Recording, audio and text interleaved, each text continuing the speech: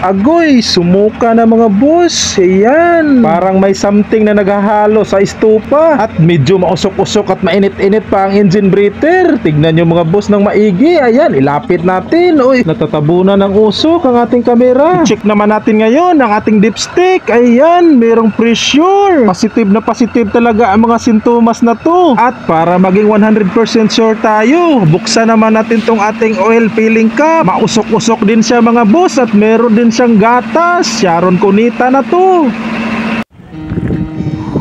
Tirada boss, wala.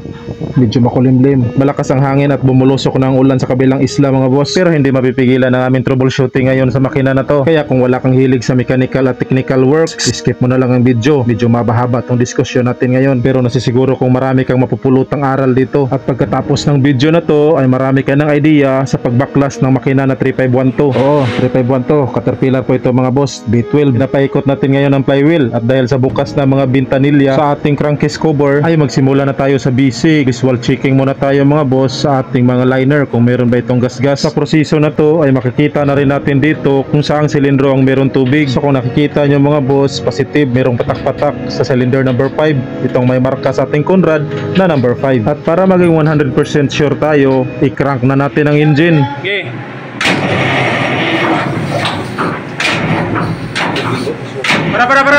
Para. 5 lagi na tubig ko, kusugayo. 5 gyud ato bunoto na nito kay tubig man. Oh, tubig man. Kay drain ang tubig na kay ma-contaminate atong kwan, oil. Klarong-klaro at kitang-kita na mga boss kung saang silindro ang ating babaklasin. Medyo may contamination na nga ang oil nito na konti, kaya mag-sweeting lang tayo nito. Speaking of sweeting, handa na ba kayo? Ilang galon din na pawis ang magsisweet sa atin dito. So natanggal na pala namin ang panel ng gauges kasi nandito sa number 5 na silindro nakahilira itong gauge. Iingat dito sa mga hoses na to mga boss, kailangan lagyan niya ng mga marking para hindi magkabaliktad during sa pag-assemble. Sunod natin babaklasin itong ating fuel line at high pressure pipe. Itong in at saka out na fuel line ang ating babaklasin dito sa lahat ng silindro, dito sa right bank ng ating cylinder head kasi magiging sagabal ito sa pagbaklas mamaya sa ating head. Pagkatapos itong cylinder number 5 naman na high pressure pipe ay tatanggalin ko mga boss. Ngayon ay isusunod naman namin sa pagbaklas itong ating valve cover. Meron laman tong 4 na bolt at ito na mga boss, moment of truth, meron na rin siyang tubig at langis dito. Punog gatas. Nag-ipapuri talaga ang mixture ng tubig mga boss. So ngayon ay isusunod naman sa pagbaklas itong ating rocker arm, 13mm na bolt, dalawa. Ito pala yun si Toto, ang nakatungga dito sa exhaust at saka intake manifold. Kung naitatanong niya lang mga boss, ang napakahirap baklasin dito sa makina na to, sa part ng cylinder head, ay itong intake. 4 na 12 points na merong 10mm na size ang mga bolt dito. Sobrang sikip ng area na to kasi nandito ang cover ng ating air cooler. Magagamit talaga ang malupitang mga idea nito mga boss at ang ating mga experience. Universal tools lang ang katapat dun. So sa punto na to ay niluwagan na namin ang mga bolt ng ating rocker arm. Mag-iingat sa pagbaklas ng rocker arm mga boss, baka may sama ang ating mga push rod at mahulog sa asintina. Agoy! So ito na pala yung ating mga air valve bridge. Nahulog ang sa intake mga boss. Yan, ito yung sa intake, meron yung guide mga boss. Ito naman yung sa exhaust, floating lang siya, wala siyang guide. So ibalik ko lang sa pagkabit para makita nyo, hindi yan pwedeng makabaliktad kasi malaki yung sa exhaust. Ngayon ay tatanggalin na natin at itapon sa dagat. Joke lang, itago mga boss. Kasama ng 3 mga push rod. So ang sunod na babaklasin ay itong guard cover. Ayan, baklas na agad mga boss. Ang dali lang, hindi ko na naipakita, 4 lang naman ang bolt nun. So ngayon ay dito naman tayo sa cover ng ating camshaft. Meron itong 6 na bolt, 14mm. Kailangan baklasin din yan kasi ang linkage nitong ating injection pump ay konektado doon sa ilalim ng ating camshaft. Napaka-importante ng linkage nito mga boss, spring loaded to. Yan yung tatanggalin. 11mm ng bolt na yan. Ang linkage pala na to ang nagdadala ng adjust ng ating rack seating sa ating injection pump. Konektado ito patungo sa ating governor doon sa tubo sa ilalim ng ating camshaft. Pagkatapos matanggal ng mga nut yan mga boss ay steady muna natin yan kasi hindi yan matatanggal kung hindi tatanggalin tong bolt na to. Ito yung fuel rack na sinasabi ko mga boss. So sa punto na to ay luwagan na natin ang ating mga head bolt. 12 points na 19mm na sakit ang gamit namin dito. Pagkatapos itong 3/4 drive na power handle, mayroong 8 head bolt kada silindro nito mga boss. Pagkatapos ay tatanggalin ko na tong bolt na to para matanggal na rin yung linkage ng ating fuel rack sa injector.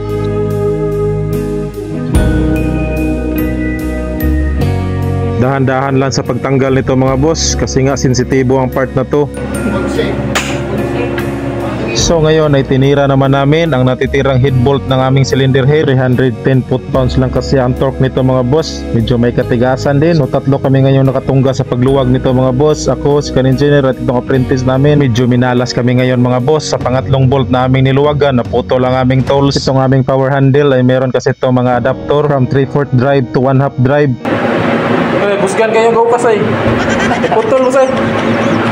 Pang malakas ang purma ng nakahubad wapo ha oy. So sa punto na to ay dali ko nang binigay ito sa aming welder para ma-welding na lang to siya mga boss. Itong aming 1/2 drive na sakit ay aming ipakupol na lang at ipa-welding dito sa 3/4 drive na adapter. Ito na nga sinaitan-saitan na ni Paridudong para totally align daw siya. Masama talaga ang panahon ngayon. Pagka itong dagom na to ang bumundak mga boss, siguradong hindi ito matatapos. Pero thank you Lord dahil hindi mo pa binitawan ang ulan sa langit. Kaya sa punto na to ay pinaspasan na namin ang pagluwag mga boss. Kasama na namin sa wheeler. Pagpasensyahan nyo na pala kung nakahubad lang ang aming apprentice. Alam naman siguro niya kung ano ang tinatawag na safety. So sa punto na to ay maluwag na lahat ng bolt at ratchet na lang ang aming ginagamit. Pero minalas pa rin kami mga boss. Itong sa aming intake manifold na bolt ayaw talagang magpatanggal. Mahirapan ang mga kasamahan ko. Sa kabilang banda naman itong isang tinanggalan ng bolt sa cylinder head ay puno ng carbon. So nagdududa na talaga ako mga boss na baka galing sa head gasket ang sira. Kaya nagkaroon ng leaking ng tubig sa combustion. Tanging ito lang ang bolt ng maraming carbon. So sa punto na to ay kinabit ko na ang mga bolt ng rocker arm. Magsisilbing hawakan ito sa pagtanggal ng cylinder head. Samantalang ang bolt ng aming intake manifold ay dalawa lang ang natanggal. Meron pang dalawa. Hahay, dahil dito hindi pa matanggal ang cylinder head. Malas talaga. Kaya ito na gagawa ako ng special tools para sa intake. Kaso itong lagaring bakal namin wala nang ngipin. Malas! Buti na lang at matsagain ako at hindi ko sinukuan. Kaya ito naputol na. Kaya fast forward tayo mga boss. Ito yung magiging special tools namin para sa intake manifold ng mga bolt. Pagpasensyahan nyo ng itsura, basta yun na yun. At ito na nga mga boss no, pagkalipas ng 6 na oras at 7 taon ay natanggal na ang cylinder head.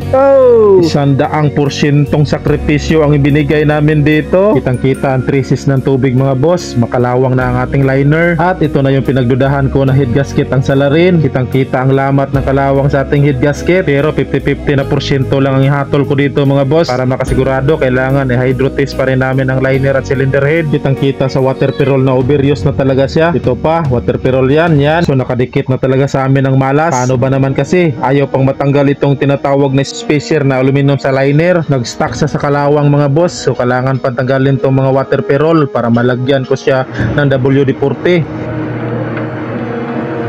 Grabe naman ang pag-stack up niya. So sa punto na to, kailangan kong habaan ang aking pasensya bilang isang mekaniko. Kailangan 100, 200 ang baon-baon natin na pasensya. Dahil kung hindi, siguradong pagtatawanan ka lang ng makina at mas lalong bibiruin ka ng panahon. Oo mga boss, ilang beses na akong naka-experience ng ganyan. Kaya kailangan kalmado ka lang at focus. Itong aluminum spacer na to ay madaling mabitak. Isang pagkakamali ko lang dito, siguradong impas tudas na ang lahat. Kaya sobrang nagpapasalamat talaga ako dito sa penetrating oil. Kung wala kami nito, nako, siguradong aabutin ako ng siyam-siyam dito.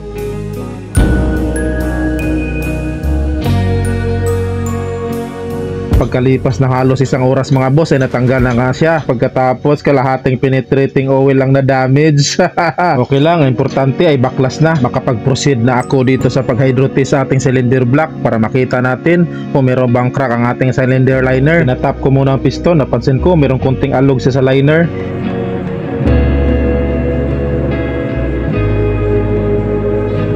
Narinig at napansin nyo mga boss, konti lang naman. So sa punto na to ay tinapos na namin doon ang aming mga trabaho. Kasi gabi na yon mga boss. At ito, samahan nyo akong maghapunan ng utan, kamunggay. Tapos sinubukan ng piniritong isda at mais na rice. Siguradong babalik ang lakas natin ito at mawawala ang sakit ng katawan.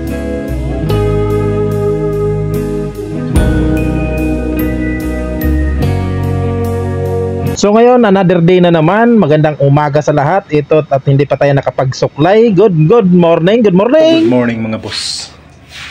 So ito na nga, tanggalin na natin ang hinabol natin sa makina para hindi magkaroon ng dumi mga boss. Pagkatapos sinadali na nagputol ng kahoy ang ating apprentice para mag-perform na kami ng pag-plug sa ating mga jacket cooling. Kasi mag-hydro test na tayo ngayon sa ating cylinder liner at sa block. So ito na ang simple natin na concept mga boss no. So na-blind na natin lahat ng butas. Pagkatapos ay maglalagay na tayo ng tubig sa ating expansion tank. At ito na mga boss, observe na natin kung meron bang tubig dito sa ating cylinder liner. So far so good, wala naman siyang nakikitang pagluha-luha at At ito na, atin ang i-drain ang ating tubig sa jacket mga boss. Pagkatapos nito ay dito naman tayo sa ating cylinder head magbablind. So pang malakasan na kahoy pa rin ang ating ginamit. So dito sa cylinder head ay meron kami nakita na traces ng crack. So kung nakita nyo yan sa injector side mga boss, no. So ngayon ay magpe-perform na kami ng hydro testing. Meron nga yan tubig na nagluha-luha mga boss, hindi ko na nabidyohan. So klarong-klaro naman dito na crack talaga siya. Maraming salamat at hindi tayo pinahirapan niya. Kung nagkataon na wala itong crack ay doon talaga ako sa head gasket magpupokus. So basic lang naman ang paghahanap natin ng tubig sa loob ng silindro mga boss, dahil water cooled ang exhaust nito ay pwede din sa exhaust manifold nagmula ang leaking, pwedeng sa turbocharger at pwede din sa after cooler or air cooler. So maraming salamat sa pagsubaybay ng aking video. Kung nakarating ka man dito mga boss, no, ay thank you so much. So ipapakita ko na lang sa sunod na video ang lahat ng mga ginagawa natin tungkol sa makina na to. Magpapalit pa kasi kami ng cylinder liner at saka piston. So maraming salamat. Please like and share. Bunal ra!